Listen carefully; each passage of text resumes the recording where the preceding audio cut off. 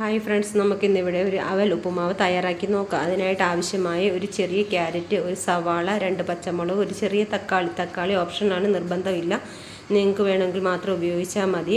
പിന്നെ നമുക്ക് ആവശ്യമായത് നമ്മുടെ അവൽ കുതിർത്ത് വെക്കണം. ഒത്തിരി വെള്ളത്തിൽ കുതിർത്ത് വെക്കേണ്ട, ചെറിയ രീതിയിലൊന്ന് കുതിർത്ത് മാറ്റി വയ്ക്കുക. അതിന് ശേഷം നമ്മുടെ പാൻ അടപ്പത്തോട്ട് വെച്ചിട്ട് ഒരു ഇച്ചിരി വെളിച്ചെണ്ണയോ അല്ലെങ്കിൽ നെയ്യോ ഒഴിച്ചു കൊടുത്ത് അത് ചൂടായതിന് ശേഷം കടുക് പൊട്ടിച്ച് നമ്മൾ അരിഞ്ഞു വെച്ചിരിക്കുന്ന പച്ചക്കറി ഐറ്റംസ് അതിനകത്തോട്ട് ആഡ് ചെയ്ത് കൊടുക്കുക. ചെറിയ രീതിയിലൊന്ന് വെന്ത് വന്നതിന് ശേഷം നമ്മൾ അതിനകത്തോട്ട് ഒരു നുള്ളു മഞ്ഞൾപ്പൊടിയും ആവശ്യത്തിന് ഉപ്പും കൂടെ ആഡ് ചെയ്ത് കൊടുക്കുക.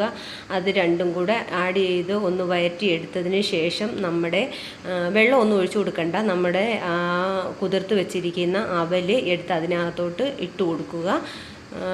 ഇട്ട് കൊടുത്തതിന് ശേഷം ഒന്ന് ചെറിയ രീതിയിൽ തീ കൊടുത്തിട്ട് ഒന്ന് ആവിയിലൊന്ന് ചെറിയ രീതിയിൽ, ഒത്തിരി അങ്ങ് ഇതാക്കണ്ട, ചെറിയ രീതിയിൽ ഒന്ന് വേവിച്ചെടുക്കുക.